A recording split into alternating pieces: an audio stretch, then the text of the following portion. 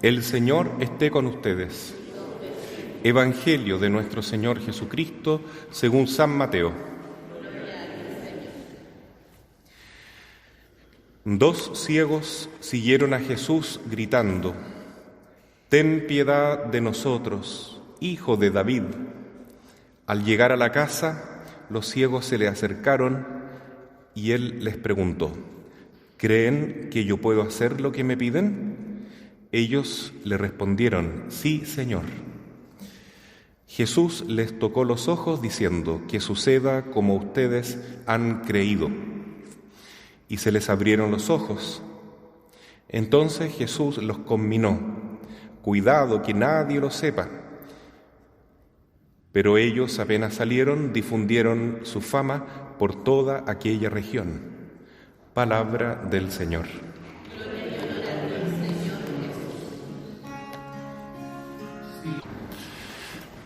Queridos hermanos, en este día viernes primero de mes recordamos al Sagrado Corazón de Jesús, y esa es la fuente de el amor y también la vida, el perdón, en definitiva la felicidad que nosotros buscamos está en el corazón de Jesús. Y el corazón de Jesús, por supuesto, unido al Inmaculado Corazón de la Santísima Virgen. Qué grande es poder darse cuenta de esto. Feliz el que tiene fe y puede creer realmente en Jesús, porque, como dice la carta a los Romanos, el justo se salva por la fe. No hay otro camino por el cual podamos salvarnos entonces, ¿no?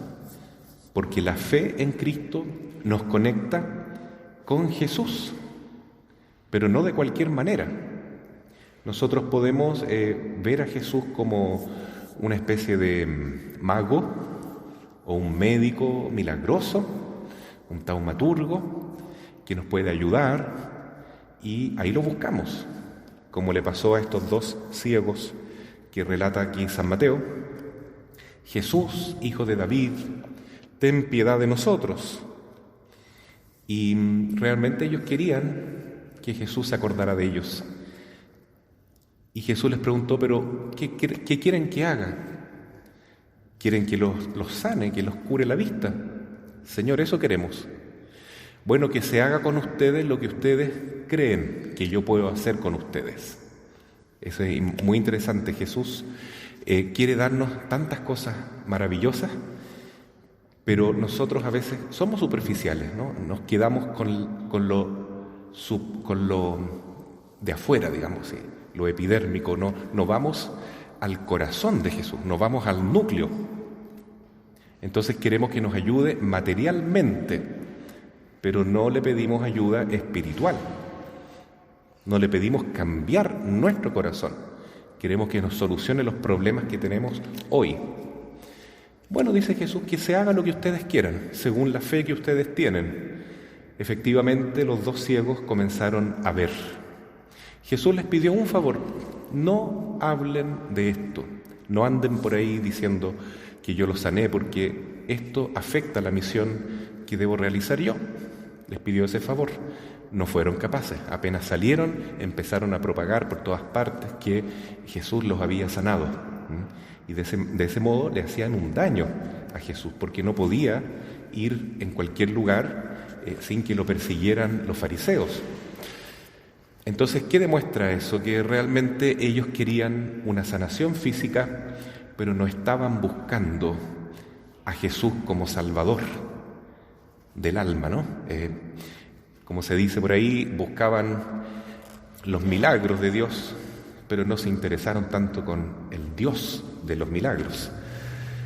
Y eso es lo bonito de tener fe, que uno se enamora, se apasiona, se encanta con el Sagrado Corazón de Jesús. Y eso es lo mejor que nos puede suceder, porque solamente el corazón de Jesús puede traerle vida a nuestro corazón enfermo, oscurecido por la tristeza, por el sinsentido, por el vacío que muchas veces encontramos en este mundo. Entonces, buscar a Jesús en lo que nos puede dar su Espíritu Santo es realmente lo más bonito. Esa es la verdadera fe, que se haga con ustedes lo que ustedes realmente esperan que yo puedo hacer. Pidamos entonces hoy que el Señor nos dé esa confianza, porque si fuéramos inteligentes, sabios, le pediríamos todo a Jesús.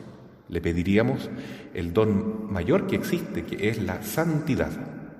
No solamente ser buenas personas, que luchemos contra el pecado mortal para no irnos al infierno, etc., porque eso es muy poco. Es muy poco. Nosotros estamos en este mundo con un propósito muy, muy grande, que es ser otros Cristos, otras Marías, otros San José. El mundo necesita santos. Y en todas las épocas ha habido santos, en todos los tiempos. Hoy celebramos a San Francisco Javier, que fue un santo que surgió en esta época tan dolorosa de la Iglesia, poquito después que se produjera el cisma de Lutero, donde la Iglesia quedó partida en dos, los protestantes y los católicos. Y entonces el Señor fue haciendo surgir muchos santos y santas que le dieron un nuevo impulso a la Iglesia. Entre ellos destaca San Ignacio de Loyola, que fundó la congregación jesuita, la Compañía de Jesús, y uno de los mayores santos de la compañía, que fue discípulo directo de San Ignacio, fue San Francisco Javier, un joven muy estudioso en la Universidad de París, también español, de Navarra, cerca de donde había nacido San Ignacio, y siguió a Ignacio y se dio cuenta que el Señor lo estaba llamando no a ser un gran profesional, un gran estudioso, sino un misionero. Se hizo sacerdote, jesuita, y partió a la misión. Y fue tan grande el fruto que dio este misionero que realmente es milagrosa la vida de San Francisco Javier, ¿no? Se contaba que más o menos al mes él bautizaba unas 10.000 personas allá en la India, porque era tanta la gente que lo buscaba, que querían conocer la doctrina católica, que le enseñara oraciones, que no podía ni dormir. A veces no tenía fuerza ni siquiera para levantar el brazo ahí en el río, imagino que era el río Ganges, para bautizar a tanta gente y a tantos niños, sobre todo tantos jóvenes. Fundó iglesias católicas como un San Pablo más en distintos lugares de Asia, inclusive la Iglesia Católica en Japón le debe mucho a San Francisco de Javier, como un gran fundador de la fe católica allá. Entonces es tan bonito ver lo que se puede hacer cuando alguien decide entregarle su vida a Cristo y se pone por entero en las manos del Señor. Y él decía, tengo tantos compañeros que son buenas personas, son jóvenes igual que yo, van a misa todos los días, se confiesan, pero están pensando en un futuro solamente humano. Son personas buenas, sin duda se van a salvar, un día pasarán por el purgatorio, pero decía San Francisco Javier, que gana de ver más personas que se entreguen como yo, porque yo necesito compañeros que estén a esta altura. Veía tanta gente necesitada de la palabra de Dios, del Evangelio, de los sacramentos, del bautizo, y no había más misioneros.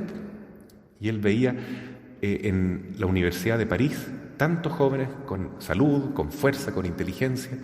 ¿Y por qué no le podían entregar su vida a Jesús? Era la gran pregunta que se hacía San Francisco Javier. Y eso puede ser un poco porque a veces nosotros buscamos la visión más humana de las cosas, más natural, ¿no? Como estos ciegos del Evangelio, queremos ver con los ojos del cuerpo, pero no vemos realmente con los ojos de la fe, con los ojos de Cristo en nosotros, porque nos falta creer más. Entonces, hoy es un día en que debemos pedir al Sagrado Corazón de Jesús que aumente nuestra fe para que podamos ver como ve Él, como ve Él. A veces también dentro del ambiente de la iglesia nosotros podemos quedarnos un poco en lo superficial, igual que estos ciegos, ¿no?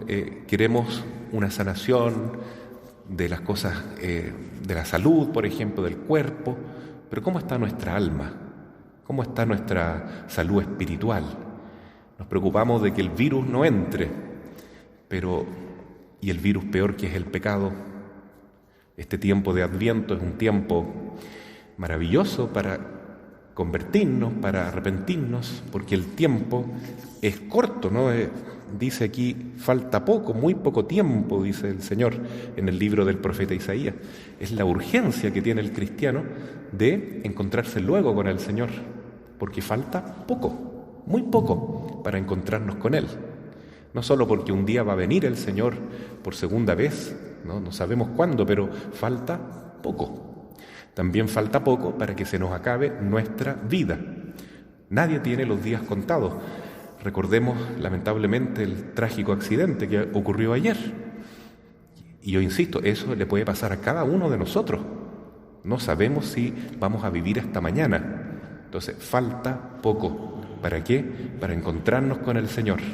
Entonces, al menos busquemos nuestra conversión, el espíritu de arrepentimiento, ¿no es cierto?, que es necesario para reconocer que sin Jesús hacemos nada, nada podemos hacer.